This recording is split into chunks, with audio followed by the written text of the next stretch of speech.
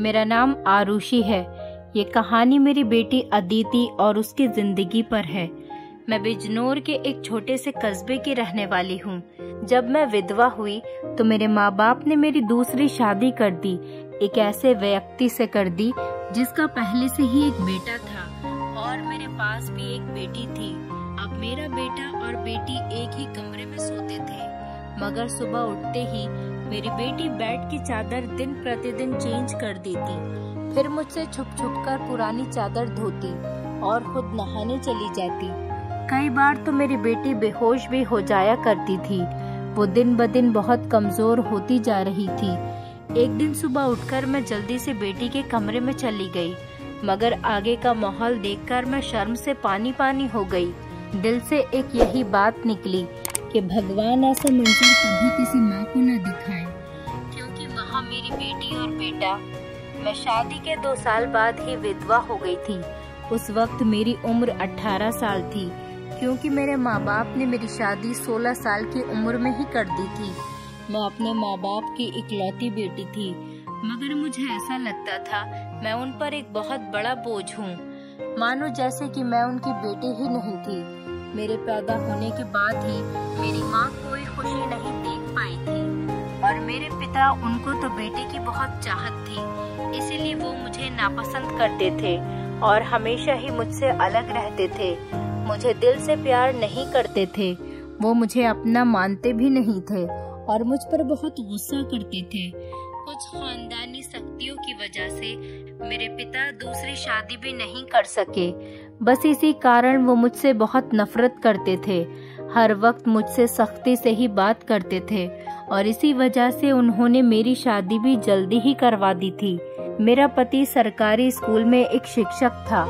हमारी एक 3 साल की बेटी भी थी, मगर एक दिन विद्यालय से आते हुए रास्ते में उनका एक्सीडेंट हो गया और मौके पर ही उनकी मृत्यु हो गई। वो भी मेरा साथ छोड़ गए। वो दिन मेरे लिए किसी कयामत से कम नहीं था। मुझ पर तो परेशानियों के पहाड़ ही टूट पड़े थे। कुछ दिन गुजरने के बाद मेरे सास ससुर ने भी मुझे मेरे माँ बाप के घर भेज दिया। शायद उन पर भी मैं बोझ ही थी।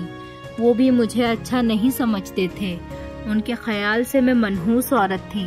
मैंने ही जैसे उनके बेटे को मार दिया हो। फिर मैं चुपचाप अपने माँ बाप के साथ उनके घर आ गई। मेरे माँ बाप ही मुझे बोझ ही समझते थे। मैं अपनी बेटी को सीने से लगाकर अकेले अकेले बहुत रोती थी। फिर कुछ दिन बाद मेरे माँ बाप ने मेरी दूसरी शादी कर दी, एक ऐसे व्यक्ति से जिसका पहले से ही एक बेटा था और मेरे पास भी एक बेटी थी। हम दोनों एक जैसे थे, इसीलिए हमारी शादी हो गई, वरना मेरे तो अच्छे रिश्ते भी नहीं आते थे। उसका बेटा मेरी बेटी से 1 साल छोटा था। उसके बेटे का नाम अभिषेक था और मेरी बेटी का नाम अदिति था। हम लोग साथ ही रहने लगे और वक्त इसी तरह गुजरने लगा। देखते ही देखते अदिति 16 साल की हो गई और अभिषेक 15 साल का हो गया। जब अभिषेक के पिता का देहांत हो गया, वो भी इस दुनिया से चले गए। मतलब मेरे दूसरे पति भी हमेशा हमेशा के लिए हमें छोड़कर चले गए। उनकी हमेशा ही तबीयत खराब रहती थी। उन्हें तरह तरह की बीमारियों ने घेर रखा था, लेकिन उनकी बीमारियों के साथ जैसे तैसे गुजर बसर हो रहा था। उनके जाने के बाद मानो जैसे घर की रौनक ही उड़ गई हो। हमारा अपना मकान था, इसीलिए किराए की चिंता नहीं होती थी और मेरे घर में ही एक किराना की छोटी सी दुकान थी। एक दिन जब हम सब लोग सो रहे थे, फिर अचानक ही बहुत जोर से आवाज आई। मेरा तो दिल बैठ गया। मैं बहुत घबरा गई थी और डर भी गई थी। मैंने देखा कि ये आवाज तो अभिषेक के कमरे से आई है। मैं उसके कमरे की तरफ दौड़ी तो मैं देखते ही हैरान रह गई। कमरे की छत गिर गई थी। ये देखकर मैं घबरा गई। मुझे डर था कि कहीं अभिषेक तो इस छत के नीचे नहीं दब गया। जब मैं करीब गई और मैंने जाकर देखा तो अभिषेक वहाँ नहीं था। वो बाथरूम जाने के लिए उठा होगा। इसी वजह से उसकी जान बच गई, क्योंकि उसके कमरे की छत गिर गई थी। मैंने ईश्वर से धन्यवाद किया कि ये तो अच्छा हुआ कि अभिषेक को कोई चोट नहीं आई। अगर उसको कुछ हो जाता तो मैं उसके स्वर्गवासी पिता को क्या मुंह दिखाती। लेकिन अब हमारे पास इतने पैसे नहीं थे कि हम उस छत को दोबारा डलवा सकते। कमरे का तो कबाड़ा ही बन गया था, सारी छत गिर चुकी थी और हमने उसको उसके हाल पर ही छोड़ दिया। उसके बाद मैंने अपने लिए अपना बिस्तर रसोई में ही डाल दिया और कमरे में दोनों बच्चों को सोने के लिए कहा, क्योंकि बाहर तो बहुत ज्यादा सर्दी थी और बाहर कोई सो भी नहीं सकता था और कमरे में एक बेड और एक चारपाई ही थी। 2 लोग भी बहुत मुश्किल से सो पाते थे। अब वो दोनों एक ही कमरे में सोते थे। मजबूरी थी, क्या कर सकते हैं। एक कमरे में तो दुकान थी और मेरे पति ने घर में 3 ही तो कमरे बनवाए थे। यूँ तो हम 3 लोगों के हिसाब से कमरे ठीक थे, लेकिन एक कमरा दुकान के लिए भी तो जरूरी था। अब मजबूरी थी, क्या कर सकते थे, गुजारा तो करना ही था। एक दिन मेरा बेटा बेटी के कमरे में सोया तो सुबह सुबह कुछ ऐसा हुआ कि मैं चकित रह गई। अभिषेक तो सवेरे उठकर नाश्ता करने भी बैठ गया था, जबकि अदिति अभी तक सो रही थी। वो तो इतनी देर तक नहीं सोती थी, लेकिन आज वो इतनी देर तक क्यों सो रही थी? उसकी आदत थी कि वो सुबह जल्दी उठ जाया करती थी। मैंने उसको आवाज भी दी तो वो उठ नहीं रही थी। थोड़ी देर के बाद मैंने उसके कमरे में जाकर उसको देखा तो पता चला कि वो बेहोश हो चुकी थी। मैं बुरी तरह से घबरा गई थी कि उसको क्या हो गया। मैंने फौरन ही अभिषेक को बोला कि पास के ही डॉक्टर को घर बुला लाओ। डॉक्टर घर पर आया तो डॉक्टर ने कहा कि ये बेहोश हो गई है। लड़की काफी कमजोर है, खून की भी कमी है। कोई भारी काम इससे मत करवाना, बस आराम ही करवाना। फल, अच्छा खाना वगैरह खिलाइए, ठीक हो जाएगी।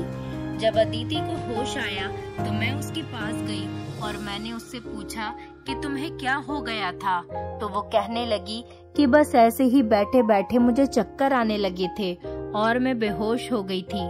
मैंने अपनी बेटी को कहा कि तुम आराम करो, मैं तुम्हारे लिए नाश्ता बनाकर लाती हूँ। जब मैं नाश्ता लेकर आई और मैंने आकर देखा वो अपने कमरे में नहीं थी और कमरे के बिस्तर पर चादर भी नहीं थी। मैंने बाहर जाकर उसको देखा तो वो उसी चादर को बैठकर धो रही थी। मैंने उससे पूछा, तुम ये चादर क्यों धो रही हो? तुम्हारी तो तबीयत ठीक नहीं है, डॉक्टर ने तुम्हें आराम करने के लिए कहा है। मैं उस पर बहुत चिल्लाई और कहा कि यहाँ से उठो, अपने कमरे में जाओ और नाश्ता करो, कुछ खाओ पियो, तभी तो ठीक हो जाओगी। उसने कहा, नहीं नहीं, मुझे ये चादर जरूर धोनी है। बिस्तर पर बिछाने के लिए हमारे घर में एक ही तो चादर है। मैंने कहा कि अचानक से ये चादर धोने का भूत तुम्हारे सर पर क्यों सवार हो गया है? इतनी तो चादर गंदी नहीं थी जो तुम उसको धोने के लिए बैठ गई। छोड़ दो इसे, मैं खुद इस चादर को धो दूंगी, उठो यहाँ से। उसने मेरी बात नहीं मानी और चादर को छत पर सुखाने के लिए चली गई। उसके बाद ही उसने नाश्ता किया। फिर थोड़ी देर के लिए वो सो गई और अभिषेक भी काम पर जा चुका था।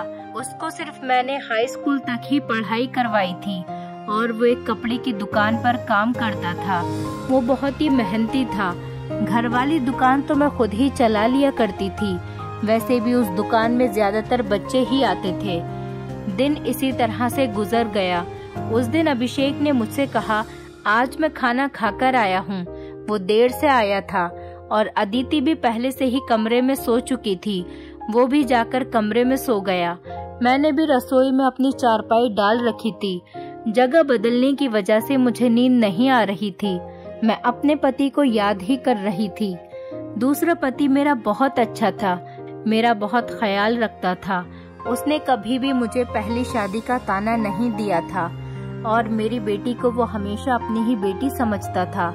और मैंने भी अभिषेक को कभी नहीं बताया था कि वो मेरा सौतेला बेटा है। उसने भी मुझसे अपने हिस्से का प्यार ले लिया था।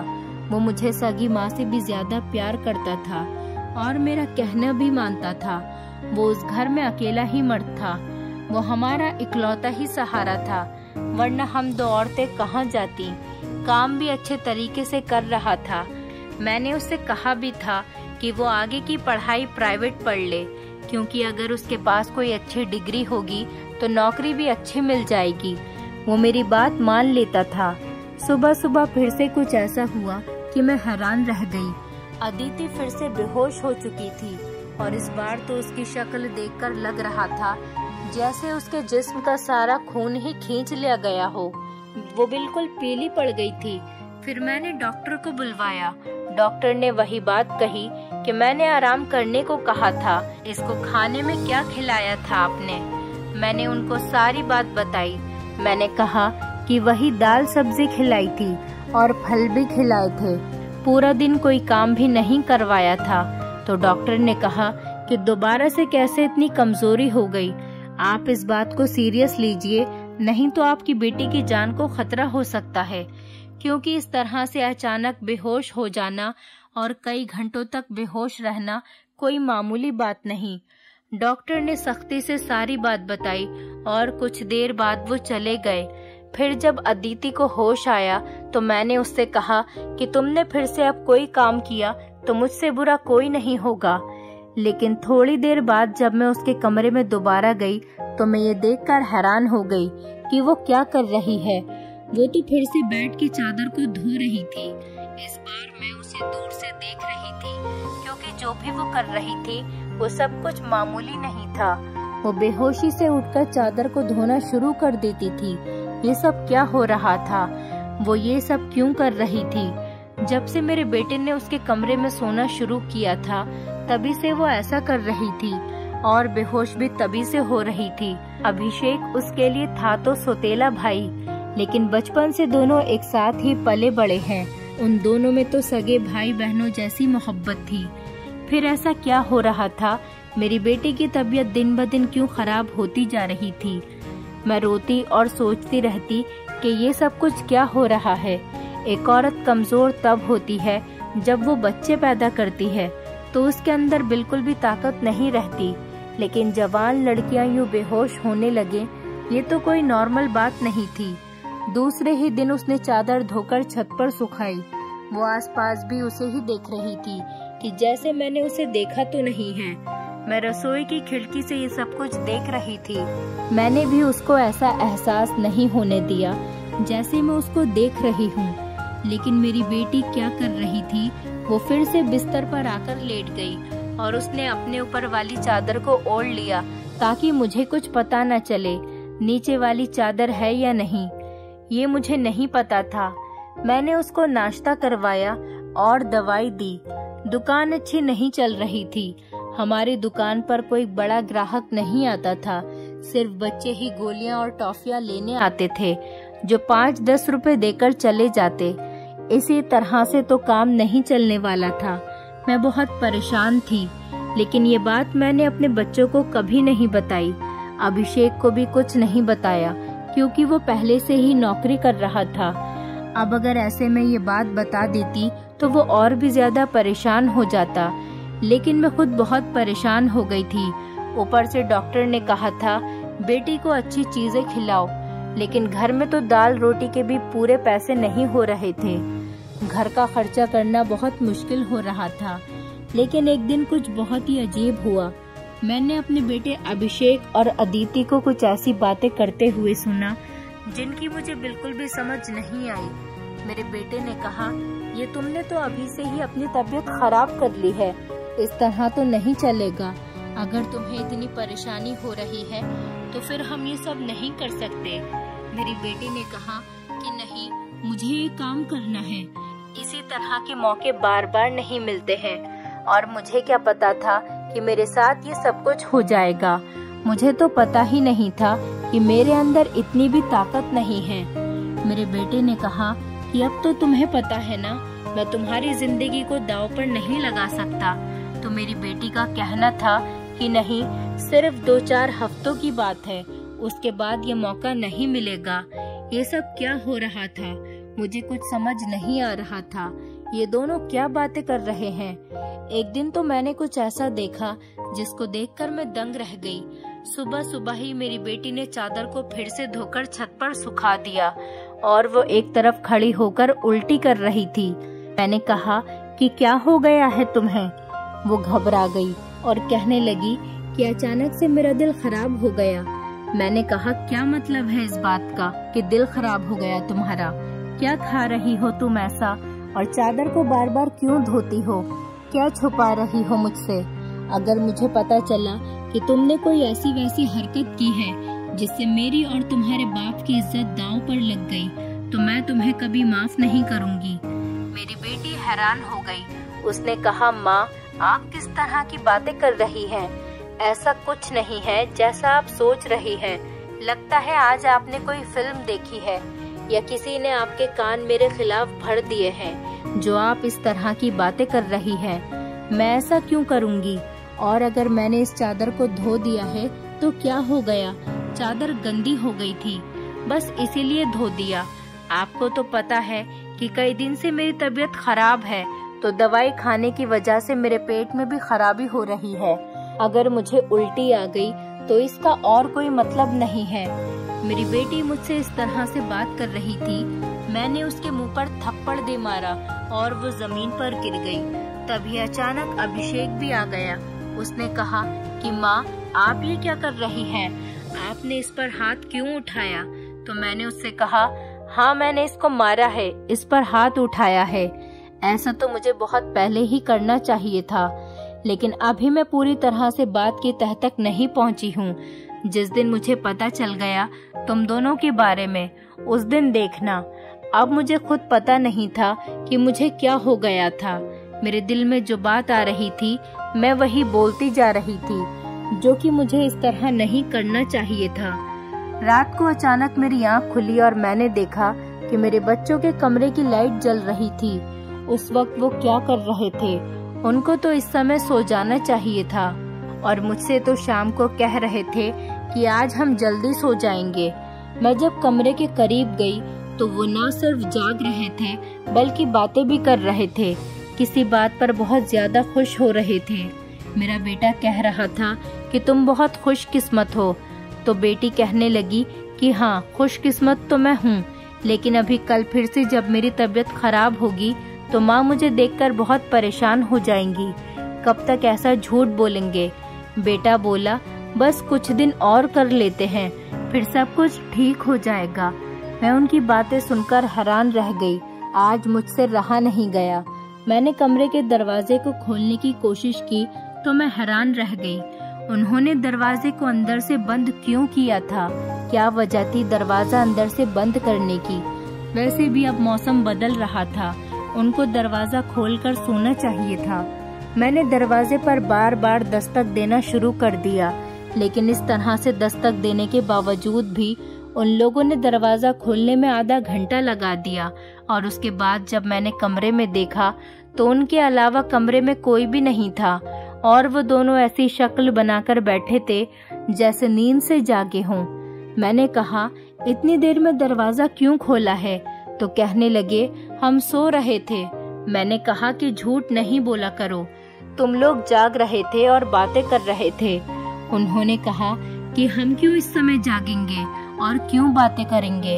हमारा कौन सा कल पेपर है जो हम तैयारी करेंगे और जागेंगे? हम लोग तो सो रहे थे।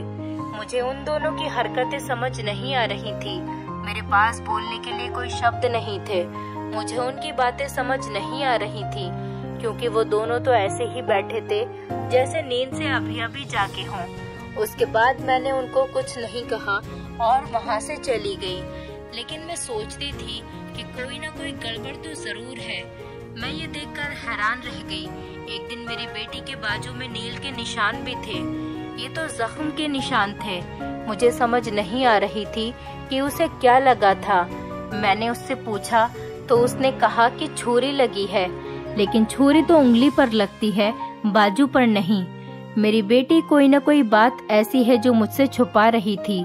कभी बेहोश हो जाती थी, कभी उसके शरीर पर अजीब अजीब तरीके के निशान होते थे और कभी उठकर अपने बेड की चादर धोने लग जाती थी और मुझे कमरे में जाने नहीं देती थी। मेरा दिमाग जिस तरफ जा रहा था मैं वैसे ही सोचना नहीं चाहती थी।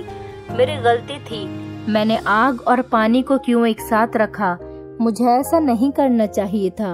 मैंने सोच लिया कि मुझे अब क्या करना है। जवान लड़का और लड़की को मुझे एक साथ एक ही कमरे में नहीं सोने देना चाहिए था। गलती तो मेरी ही थी। मुझे इन सब बातों का ध्यान रखना चाहिए था। अभिषेक था तो अदिति का सौतेला ही भाई। नियत बदलते देर नहीं लगती। जवानी की इस उम्र में बच्चे बुरी संगतों में पड़ ही जाते हैं। सगा भाई तो सगा होता है और सौतेला भाई सौतेला। तो फिर मैं कैसे सौतेले भाई बहन को एक साथ एक ही कमरे में सुला रही थी? ये मेरी ही गलती थी। जब हम ही बच्चों पर ध्यान नहीं देंगे, परेशानियां तो पैदा ही होंगी। अच्छी बुरी बातों का ध्यान तो हमें ही रखना होता है। बच्चे तो नादान होते हैं और नादानी में ही बहुत सारी गलतियां कर बैठते हैं। जैसे जैसे विचार मेरे दिमाग में आ रहे थे, अगर ये सारे विचार सही हो गए तो फिर सारा का सारा कसूर मेरा ही होगा। मैंने अपने बेटे और बेटी पर नजर रखी थी। एक दिन मेरा बेटा बेटी को कोई चीज लाकर दे रहा था। मैं छुपकर उनकी बातें सुनने लगी। उसने कहा कि ये तुम्हारी दवाई है, इस परेशानी के लिए ये दवाई ले लो तो सब कुछ ठीक हो जाएगा। उसने मेरी बेटी को छुपाकर वो गोलियां दी। मैं परेशान हो गई कि ये किस चीज की गोलियां उसको दे रहा है। आखिर ऐसी क्या बात है जो परेशानी ये दोनों हल करना चाहते हैं और उसके बारे में मुझे नहीं पता।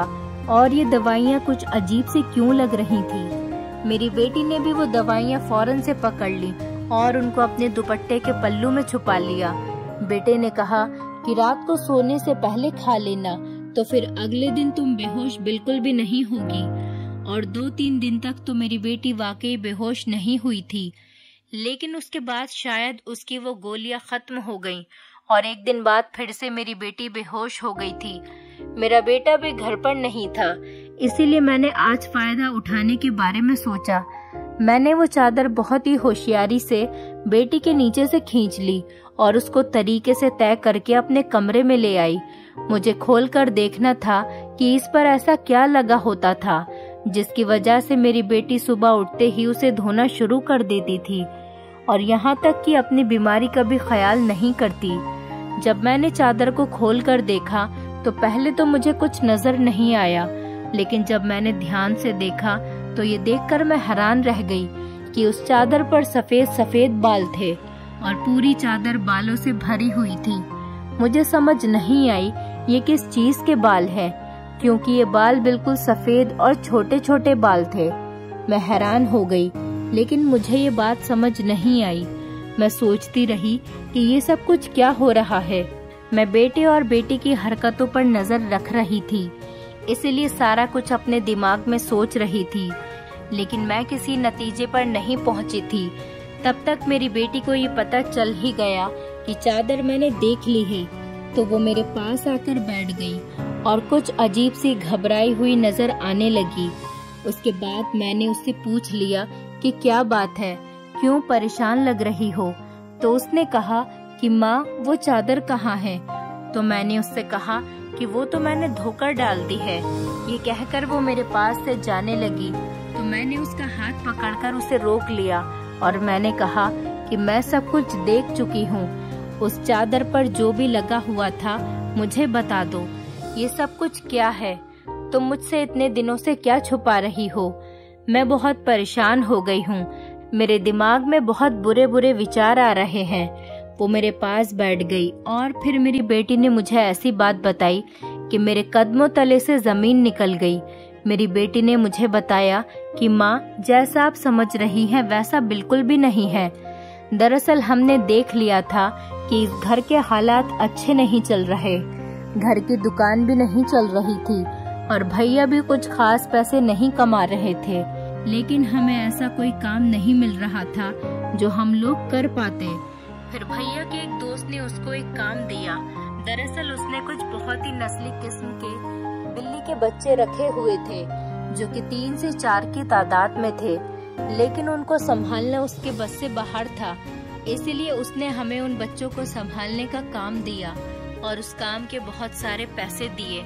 दरअसल भैया भी पूरा दिन वहीं होते थे, लेकिन रात में भाई को आराम भी करना होता था, इसीलिए उन बिल्ली के बच्चों को कमरे में ले आते थे और मैं उनको संभाल लेती थी।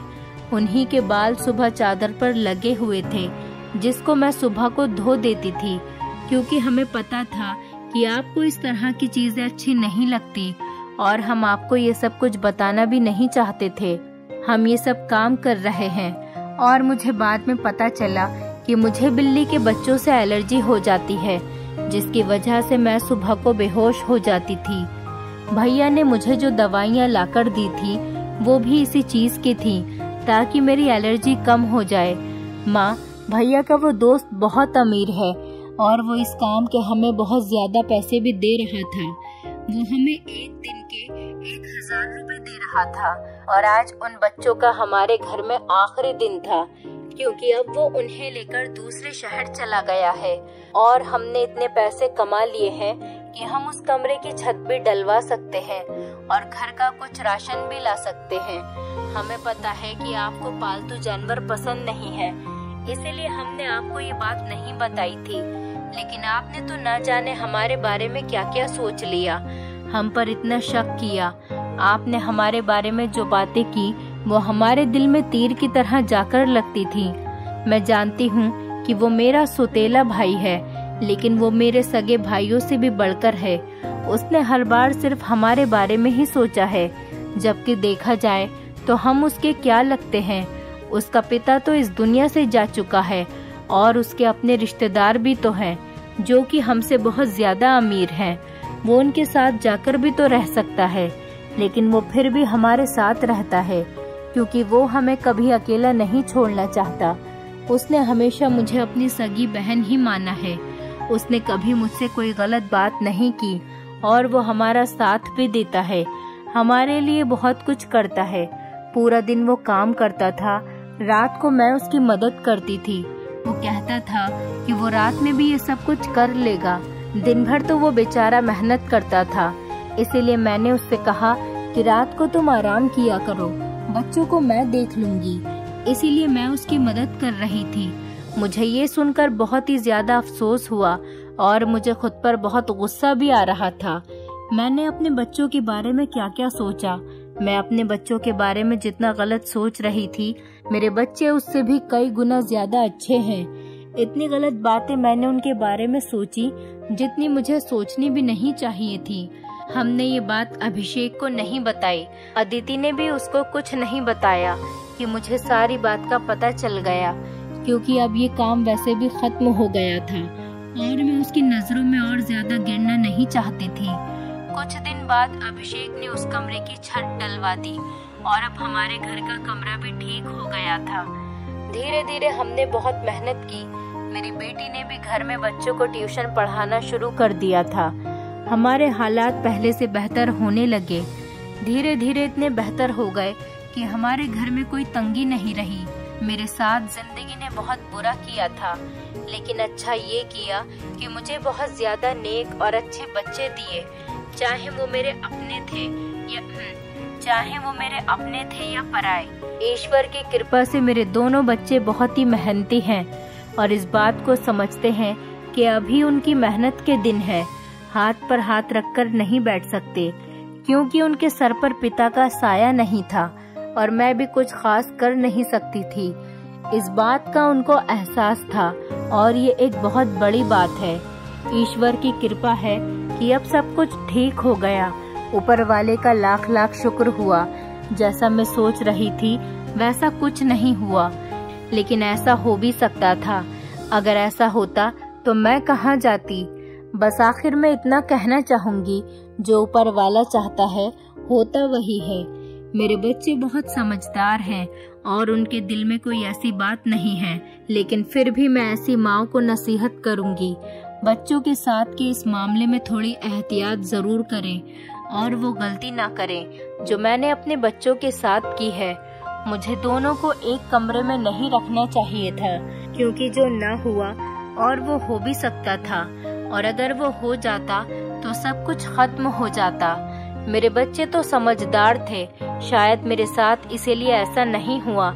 अपने बच्चों का ध्यान रखें, उनकी जिंदगी पर भी ध्यान रखें और वो कब क्या कर रहे हैं इस बारे में पूरी जानकारी रखें, और बच्चों पर प्यार करने के साथ साथ थोड़ी सख्ती भी रखें, और वो क्या गलती कर रहे हैं क्या नहीं, इन सब बातों के बारे में उनसे जानकारी लेते रहें और इस बात का ध्यान रखें। जब बच्चे जवान हो जाएं तो उनका बिस्तर अलग कर देना चाहिए।